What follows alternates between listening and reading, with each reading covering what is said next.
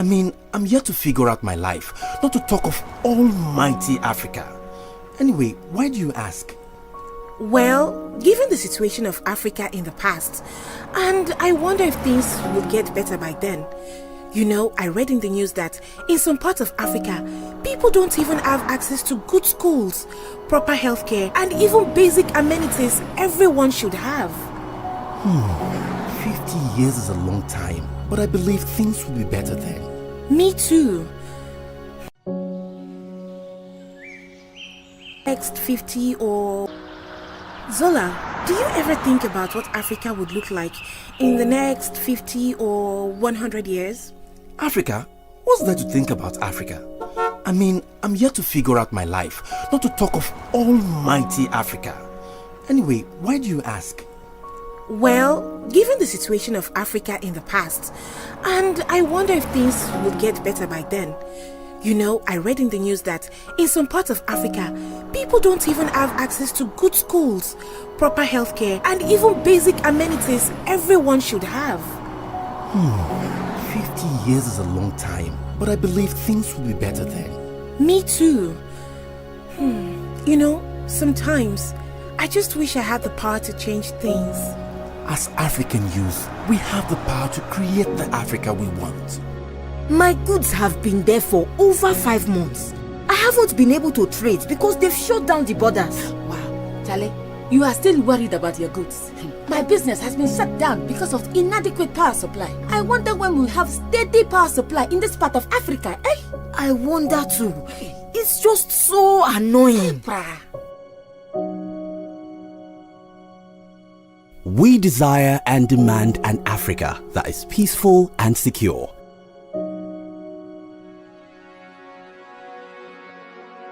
An Africa where young and old, men and women, girls and boys from all walks of life are united in their diversity. An Africa whose growth and development are sustainable.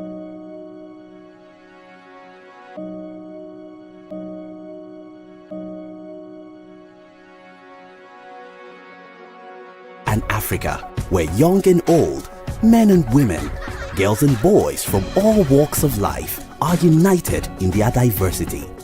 An Africa whose growth and development are sustainable and inclusive, benefiting and bringing prosperity to all its citizens. An integrated continent, politically united, based on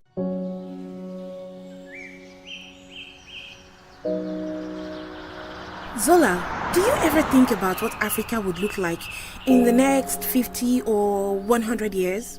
Africa? What's there to think about Africa? I'm yet to figure out my life, not to talk of almighty Africa. Anyway, why do you ask? Well, given the situation of Africa in the past, and I wonder if things would get better by then. You know, I read in the news that in some parts of Africa, people don't even have access to good schools, proper healthcare, and even basic amenities everyone should have. 50 years is a long time, but I believe things will be better then. Me too. You know, sometimes I just wish I had the power to change things. As African youth, we have the power to create the Africa we want. My goods have been there for over 5 months. I haven't been able to trade because they've shut down the borders. Wow, Charlie, you are still worried about your goods. My business has been shut down because of inadequate power supply. I wonder when we'll have steady power supply in this part of Africa, eh? I wonder too. It's just so annoying. we desire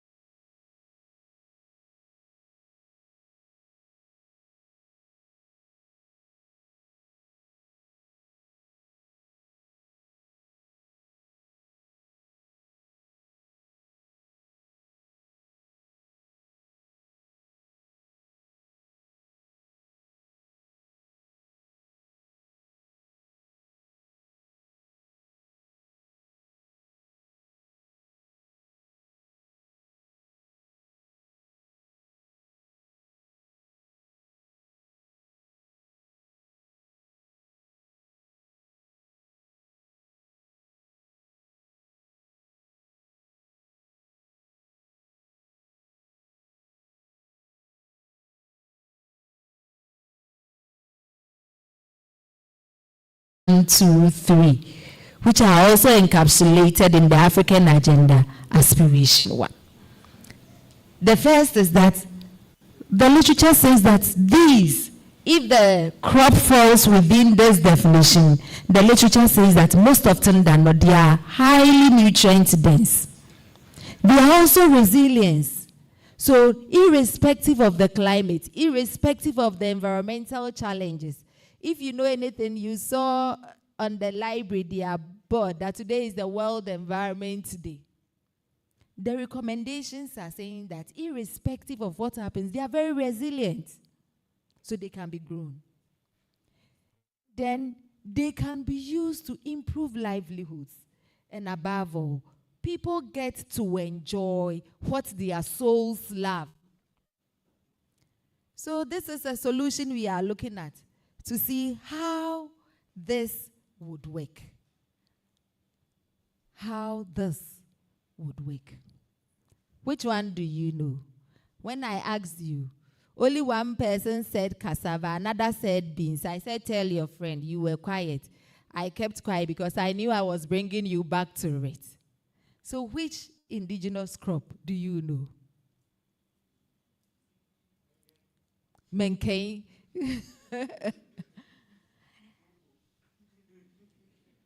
And I've put a question here that as you reflect on it, how do you think that they could possibly be a solution to the SDGs 1, 2, 3? Looking at 1, what is the potential that they have? And where is the real value, the nutrition, the income in terms of climate, the climatic resilience they have? So I said the second one is looking at the indigenous crops. When you go home, if you forget anything from today, this is the second one, indigenous crops. As you sleep and you wake up, think indigenous crop. Don't just say indigenous crops, but think indigenous crops and ask yourself, what potential, how can they be leveraged, and what benefits do they stand? We are still looking at the solution. So we said that in Ghana, we have a myriad of these indigenous crops. As some have mentioned some. There are some that you may not even ever heard of or eaten before. Who here has eaten rere before? Okay, who here has eaten akatua before? Who here has eaten kapok before? And now the faces are changing. Who has eaten baobab leaves before? Great. But still the hands were few. They are many. They are nutritious. And we have potential to use them. And that is the project.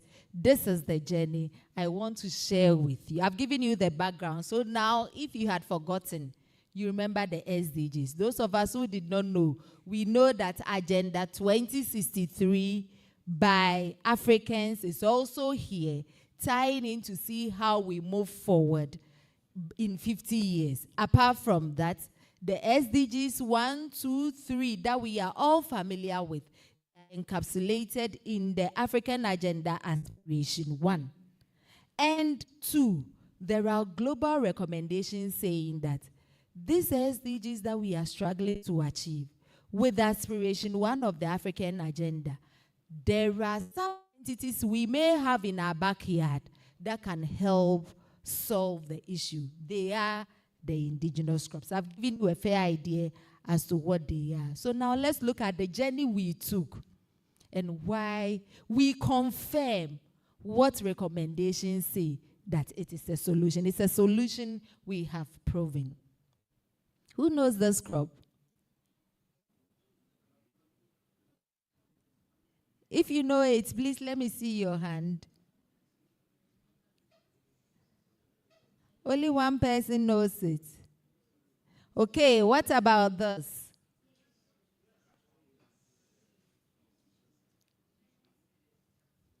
No one. I won't let you say it. Yes, please. Yes.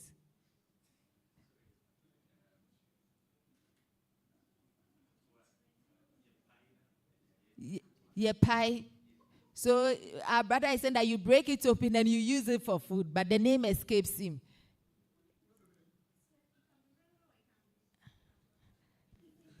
Thank you, my lady. So then you see, when I asked you who has eaten rere before, almost all of you raised your hand. But you do not know rere when you see rere fruit. It is also emphasizing a critical need and the reason why we embarked on this journey. That even for the indigenous crops that we do know, we don't know them in totality to know how we can explore and optimize their potential. So this is rere, this is akatoa. And collectively, it is called egusi. You may have seen the soup that you love. You may have seen the palava sauce that you love. These are it. And then generally, we classify them as egusi. But because of the potential, it is said that it is a food category. So for our journey, we just did not pick this crop, as I started from the earlier discussions, but we engaged a community. The northern part of Ghana I showed you, that are really struggling with the SDGs 1, 2, and 3, as I said, because of course we have to start from the individual, the community, before we can expand. We engaged them. We went all the way to Chereponi. When I said northern Ghana, maybe what came to your mind is Tamale, isn't it? Or Upper East, Bolga, Navrongo. Did you think of Chereponi? Have you heard of Chereponi? The yes was based, so only a few. The sopranos did not come. Elections. Thank you for that. So if it is not elections, forget it. And that emphasizes the need, because generally there are issues, but when you go there, as I showed you in the earlier statistics, it is more. So we went there. You see these beautiful chalets. This is the chief's. In one of the communities we engaged in, you enter to the palace. This is one of the other communities with an elder. And this is the community engagement. What did we do? That's the journey. We engaged to find out what are the indigenous crops. When it comes to your community, which ones do you have? Because science has already established that the indigenous crops have the potential. But if it is to be a solution for us in Ghana, we must find out what we have and which ones have the potential. And from the engagements, we came to the conclusion on egusi. In a few slides, you will see why. Why egusi and its place. The engagements with the people. They said it is very short-lived in terms of the maturation. Within 3 months, it matures. And it gives you a lot of fruits. It's drought tolerant, so the climatic changes does not really affect them. And whenever you get a chance to go to Chereponi, you will see where climate change is happening, not here in Kumasi. And they said it also enriches the soil.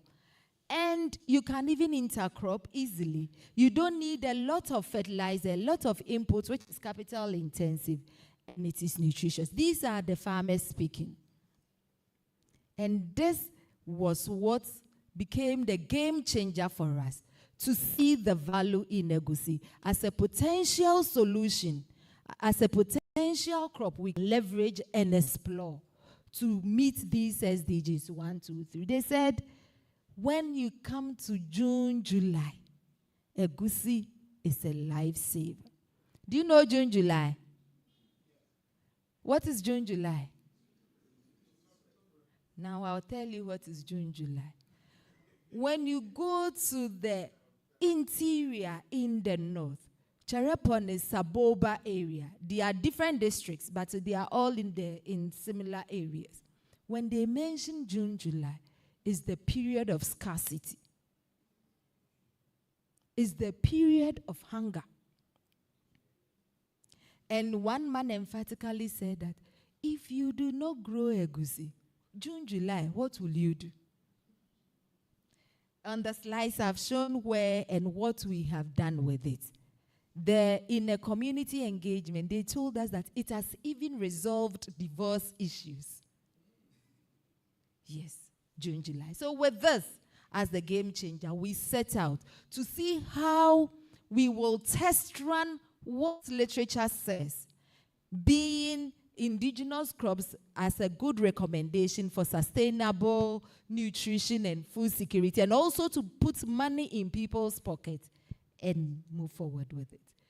So this is me. And this is SDG 1. How did we get it? After engaging the communities, knowing it has value, that when we explore egusi, it will not just be for one person, but it will be for several communities in the north. And when we looked at it from our science, our food science, we could also explore it for others outside of the north, all of Ghana to enjoy and benefit from. We started by targeting as a cash crop. So we added value. So what you see here are products. Forgive me, I could not bring some today because I have used and eaten and shared all that we have and taken for exhibitions all over. And we could not make some because our commercialization person says we cannot put on the shop until we have done due diligence with our marketing strategy. That's what they say. So I leave it to them. But I could not make some for you, but at least enjoy the picture. So here is a biscuit. Here is a porridge, not just a corn porridge, but one that is enriched. And what you have here are the seeds. And then we worked a step further to also standardize some of the existing dishes so that it becomes nutritious. So here is how it achieved SDG 1. At least for the people in Chereponi, we showed them how. And in the next few slides, you will see they can leverage the egusi so that it's no longer just for the soup, but they can do a porridge egusi and sell. Because if you've ever been to northern Ghana, the very rural communities, they have market days. It's that the market days that the women can sell something small to make income. We showed them. We did it. We developed the product. And we went back to show them. So now people are making money. We have ambassadors showing them how to do it.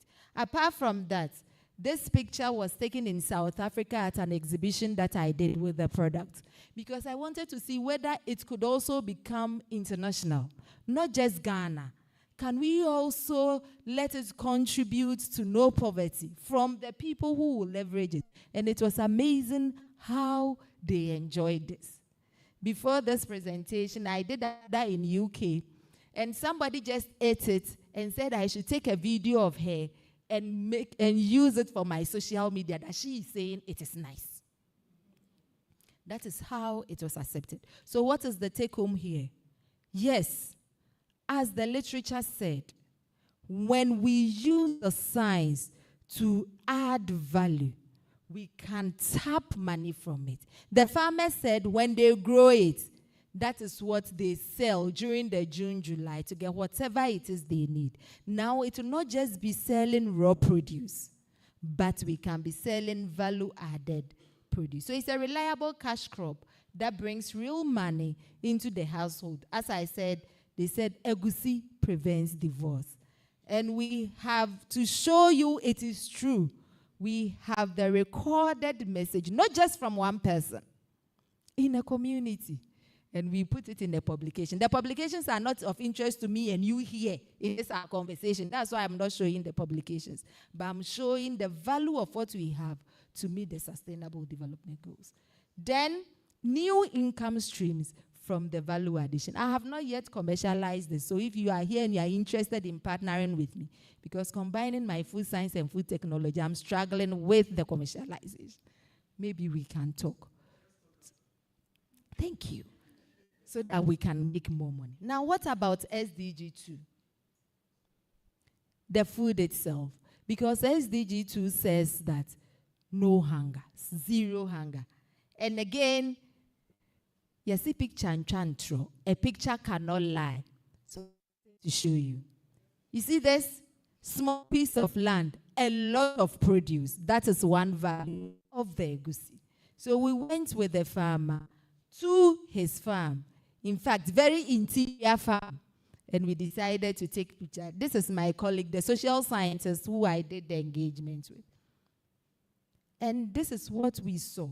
That an extra food source, it adds value to protein. Because from our science, it has a high amount of protein. And very good fat that can be leveraged. Now I want you to look at here, this point. The critical stopgap for farming.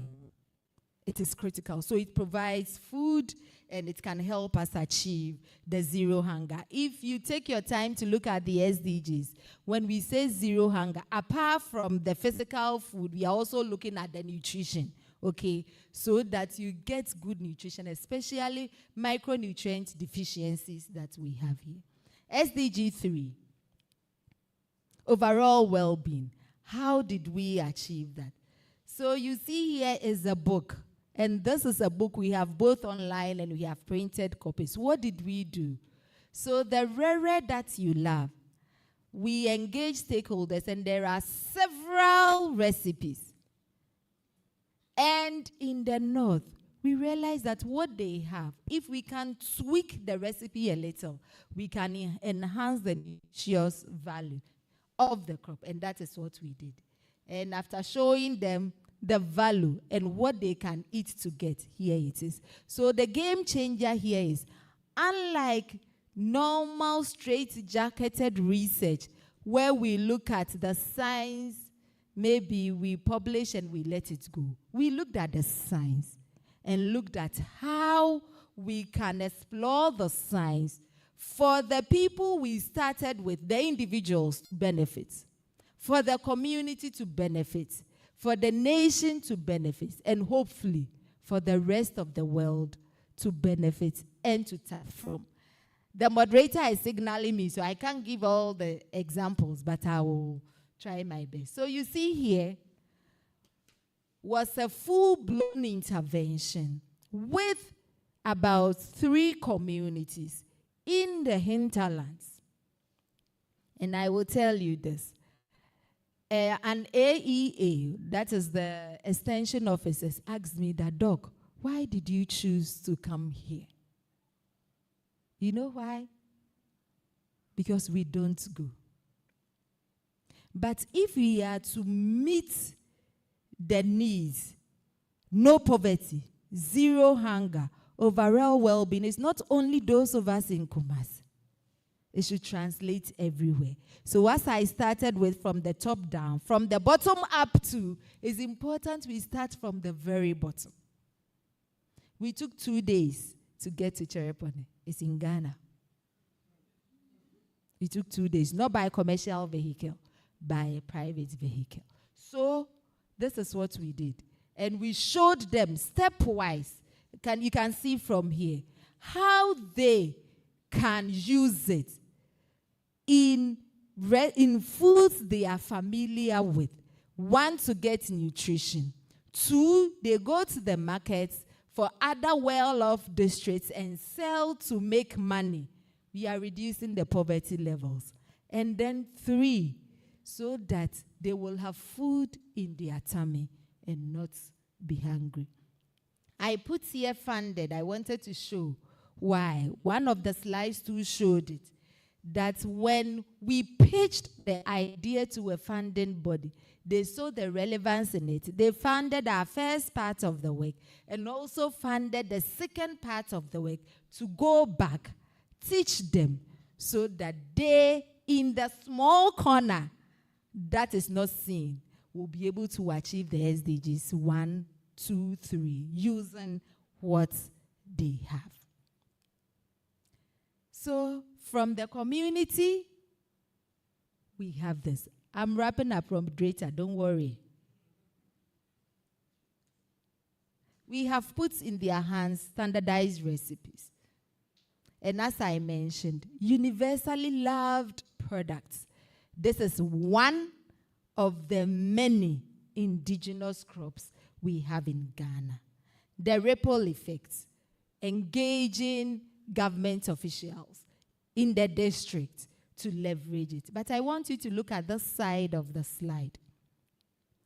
That from a food scientist point of view, the research and what we have done can be fulfilling when we put science. Science puts nutritious food on the table. That is SDG 3. Irrespective of the person's pockets or preferences, there is food. Overall well-being, improved livelihoods, zero hunger. And then when my technology advances the food to put money in another person's pocket, that's the SDG 1. So this is where we are trying to end. I asked you some. You could not mention many, but you could mention some. I have put some on the slide. If the moderator chooses to share the slide and the recording with us, ask yourself, which ones do you know? What can you do? Now look at this. That's my final takeaway. It's the last but one slide. Have you seen the beautiful woman? I have permission to use it. I asked explicit permission. Have you seen her face? At that point when she was captured. And I think that is what propelled my funders to give me the second funding to go and engage and teach them. This woman asked us at the end of our interviews that, Madam, we have machines. I'm saying it in English. She did not speak English. She spoke their language and it was translated. We have machines for everything. We have machines for rice. We have machines for granite. But some of our crops, especially the egusi, will not permit me to say the things they said, which we have captured in some of the publications. We do not have machines to explore the potential. We have not been taught what to do with them, apart from what we know. But it is what feeds us. And without it, one woman said, no egusi, no school. You know what it means? She said that is what they cultivate to have money, to take their children to school. And so this was the lady asking us, what are we doing? Now this takeaway is just for egusi. What about the other indigenous crops? We have them, a myriad of them in Ghana. What is your field of science? Are you a nutritionist? Are you a geographer? Are you a social scientist? It was a social scientist who helped me with the engagement. How are you leveraging the science to meet the global needs? The Africa Agenda 2063, the national needs, the community needs, the individual needs. We can all do that. And so poverty, hunger, and poor health is already in our baskets. We may have tasted them when we were young, not tasted them the past 10 years. Ask yourself why. Maybe you are the economist to start talking about it. We have proven it is possible. We can start it today, we can leverage it, and we can make impact. Thank you very much for the audience.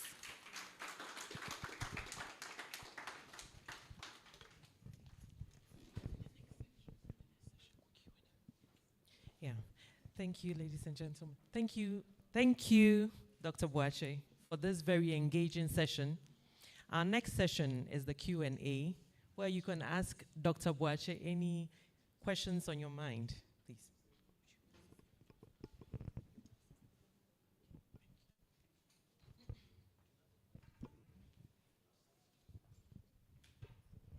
Doc, a question for you.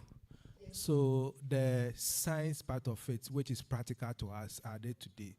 Everything that you did through from the beginning to the processing of those, what you call dyes, is it anywhere patented, protected from? In the processing? Yeah, exactly. Okay. From what we did, if I get your correction. Okay, so thank you very much.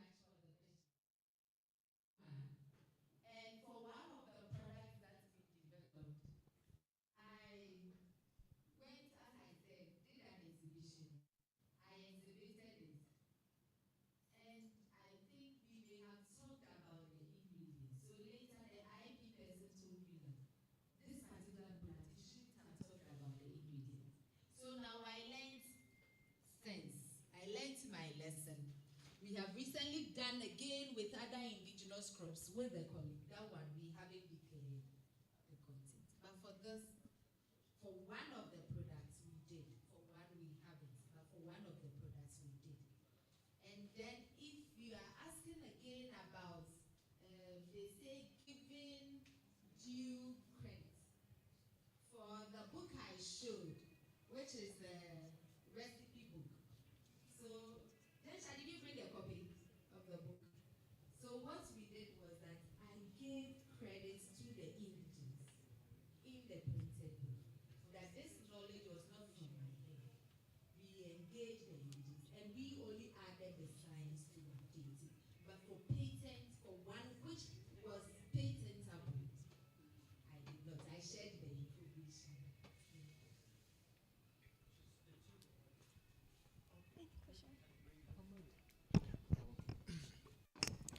Doc, thank you very much for your lecture. Actually, I didn't enter early, but the very few I got from you is where I'm starting with you. You are a consultant, food technologist as well too. Yeah. Now we are dealing with SDG 1, 2, and 3: poverty, hunger, and health. And the whole conclusion is that the solution to this is in our food basket. Is that on the case? Yeah. I remember when I was very young, far away in Bekwai, we used to cultivate, and we are talking of indigenous crop. I know my parents, when they harvest their tubers, especially the yam, we could keep them in our wooden structure till the next planting season. Nothing happened to it. But now most of us will testify. If you buy today, if you are not very careful, less than a month, you have problem. It rots.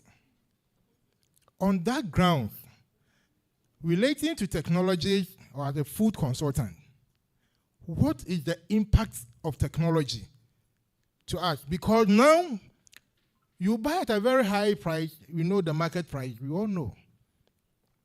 Now you buy and tomatoes, 3 days it goes off. Yam, the same thing. Even maize, then the rodents and those things will get, and everything is dying off. And we know our situation in Ghana here. I just want you to relate the technological aspect of our food, planting, harvesting, management, and those stuff to the very end of the process. How does technology solve this very problem we are dealing with at this time? I'll come back again. Thank you. Thank you very much. Hello? Thank you very much. So then your question says, how can technology solve it? Is that the question? You see, it is a misappropriation of knowledge, of resources, of technology that has brought up some of the things you are talking about.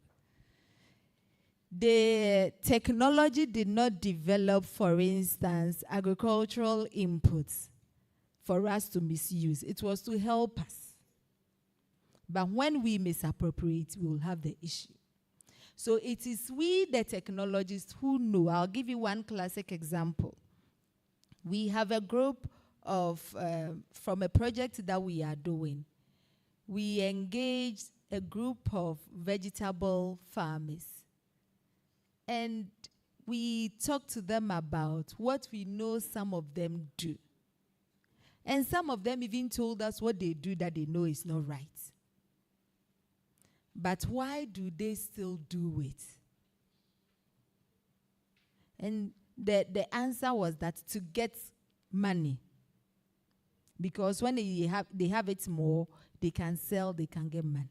And then we try to dialogue with them that you get money, you get it a wrong way. But you can use the same technology, get money, and get it a good way.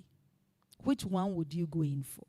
So if you ask me, technology that brought about those developments did not do it to bring ill will, but we have misused it.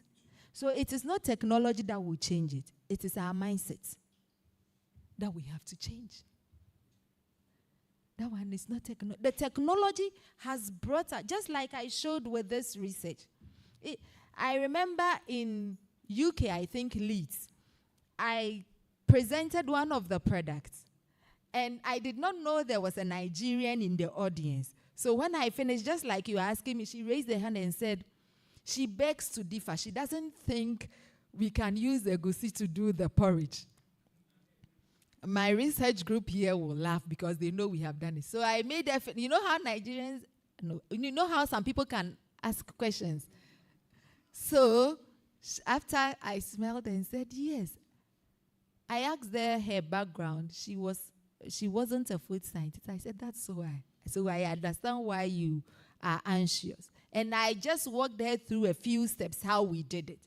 Then she said, wow, that's technology. It's meant to do good. But that same technology, from my food science perspective, I can also produce a product that will look very good, but it will not be nutritionally sound. That one, is it technology that is bad? It's my mindset. So to your question, yes, technology is there to enable us. It's an enabler for achieving some of these goals.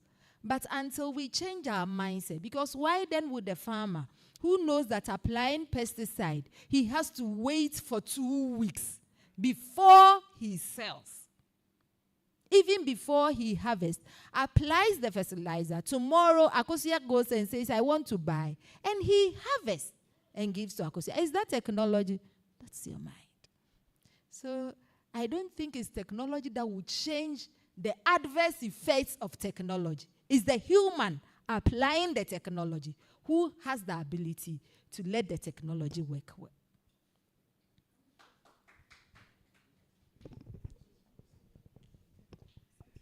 Thank you very much. I think if food science was available as a career in my day, that would have been where I would have ended up.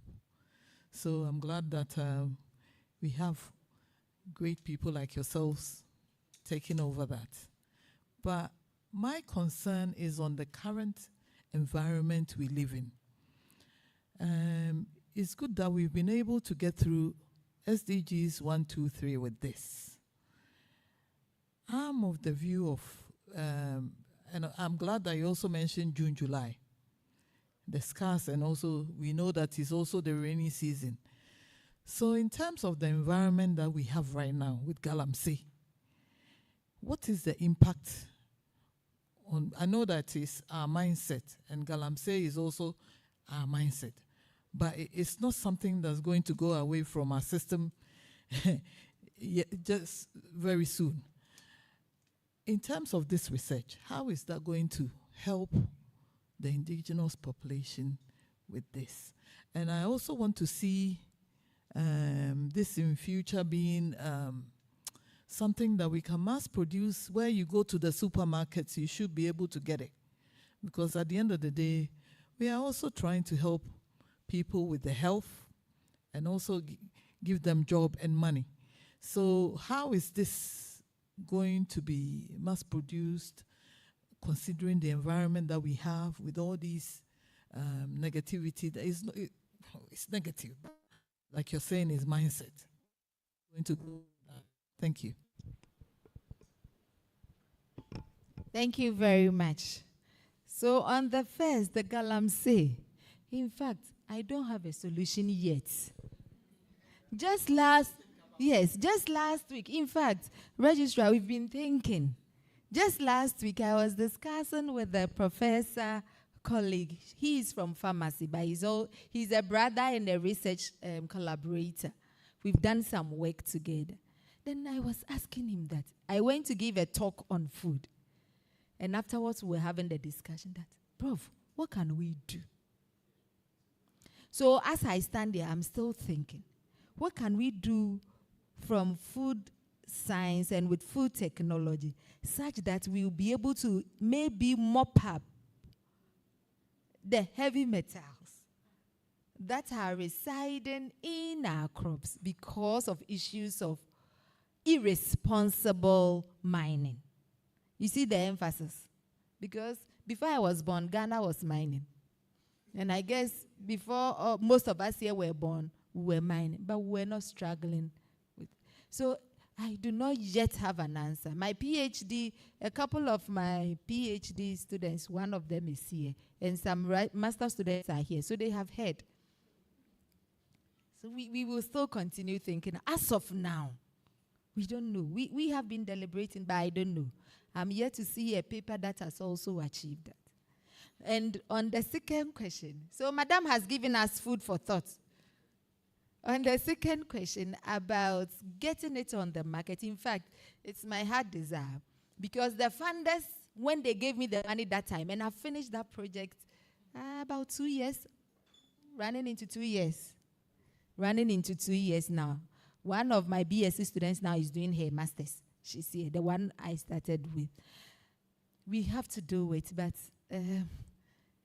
I am struggling to do it because of what goes into commercialization. It was when I started that I saw it's not an easy job. So those who have commercialized, me too, Chemamo. So, Madam, I'm hoping that, I know that if I don't do it before the Lord Jesus comes, I'll be in trouble. He will ask me. So I'm trying my best. Hopefully, we'll have it on the market sooner than later. Thank you.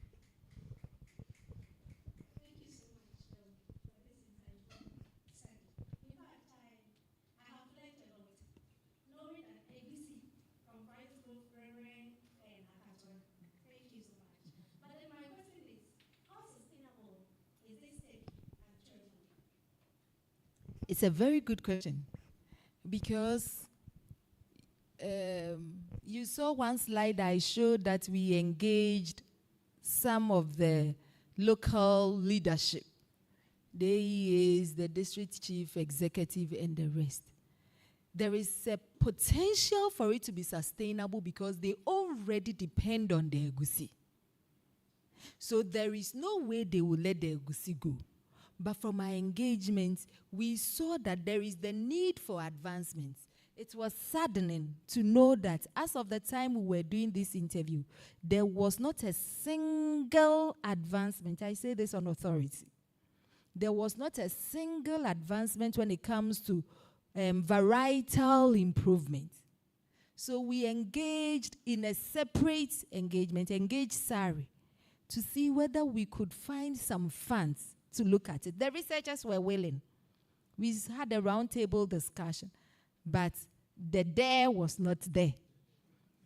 But I thank God that through that research and that engagement, we made the researchers see the value. So anytime there is an opportunity for them to get the there, they know that this is a crop we can go in.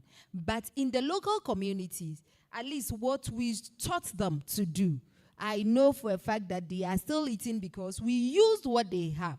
So if you see the products we had, what we will finally put on the market will be a high end than what they have, in the sense that they don't need any sophisticated equipment to do. It was intentionally done.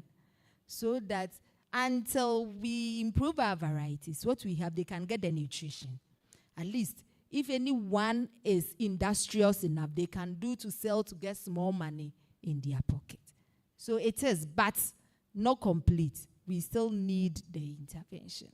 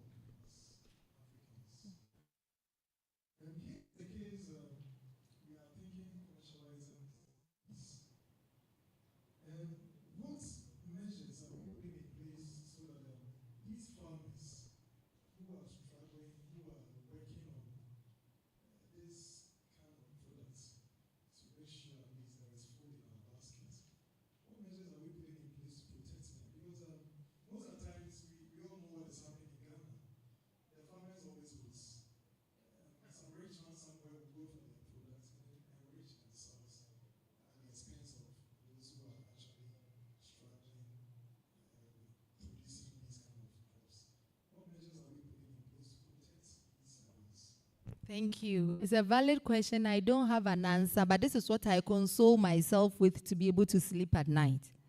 When we did this research and showed the value, just like you're asking, when I presented the findings to the funders, one of them asked, Abna, are you sure that tomorrow we will not wake up and the rich gurus will take a gusi and the farmer will not have anything? I don't have the answers, but this is how I console myself, that at least growing it, nobody can stop them from growing it because they already have it. And at least we have shown them how, when they grow it, if even they cannot sell to big markets, they can get nutrition from it. So I don't have the answers yet. But that's how I console myself.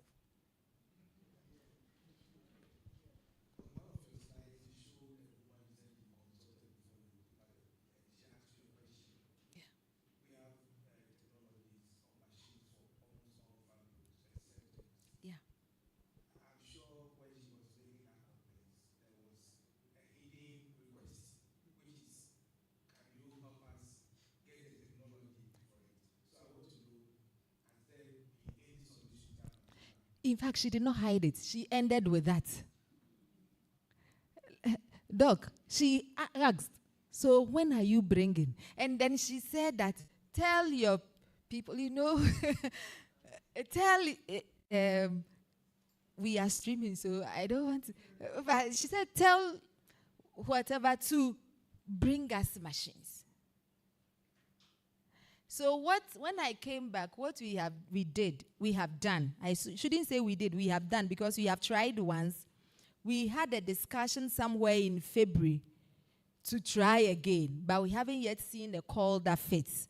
We put together a proposal with my other colleague, who was also funded by the same funders on a different project, to see whether we can get technology. Because what she was asking, you see, when I showed you the fruit, most of you don't know the fruit. You know how it's processed for you to get the rere and akatua to enjoy? Just a quick snapshot. When they harvest it like it was, it's green. Then they will pull all to one side of the farm into a heap. Then they will cover it. To them, they say they are letting it rot. But from my science, after the investigations, it's fermentation. So it rots. Now, when it rots, the food scientists say, what happens when you ferment? You know the acids. They use this bare hand to scoop the seeds from the rot. Because it's not the pulp you eat. Egusi is the sister of watermelon that you don't eat the flesh. You eat only the seeds. So they let it rot, and they use bare hands to scoop the seeds. They did it. I was there. I saw. Then, so this is why the woman was making the comment. After that, so if it's a heap like this, you will have maybe 3 or 4 women spend time, energy, sit, scoop the seeds. Then now they will wash it. So they normally do the heap close to the riverside. They will wash it and bring the seeds. And now come to dry. It is after it has dried that for the akatua, they can break open. And they do it manually. One by one. That takes it home. For you to get 1 cup of akatua. Thankfully for rere, the way we eat it, we don't break open. But it also goes through that. So then my colleague and I sent one proposal. We didn't win. That we're trying to, he is an agric engineer, to get an adaptable technology that can at least help them with the scooping and with the separating of the kernels to reduce the labor so that it will facilitate their work. So I've tried once. We talked about it again in February to see where else we can take it. So we haven't but not yet. But we are still thinking about it. And the funny thing is, we eat egusi not just in Ghana. And it was one of the driving reasons for selecting it to show that we can achieve the SDGs 1, 2, 3 in Nigeria, in Ivory Coast. And I was surprised to see that even in South Africa, I paged at a place. Sierra Leone too, thank you. And then one lady said, that is the crop. So when I was coming to do the presentation, I was looking for my WhatsApp chat with one gentleman. I gave one of the products to go home and try. He said, I love it. South Africa. So there's the potential, but we don't have the technology. If you know any funder, lobby for us.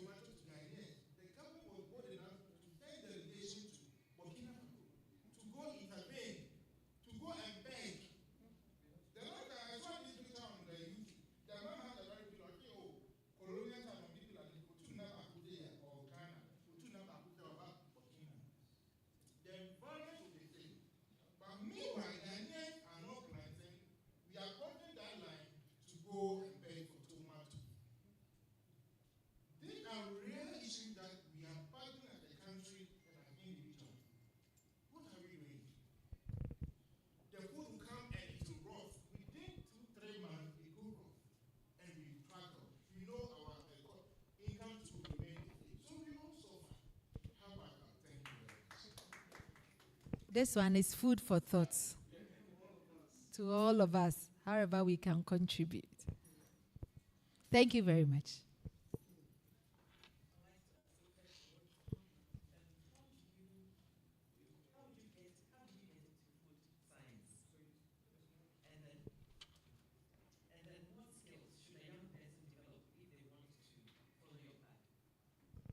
Thank you very much. So my journey into food science is an interesting one. I didn't start off wanting to do food science.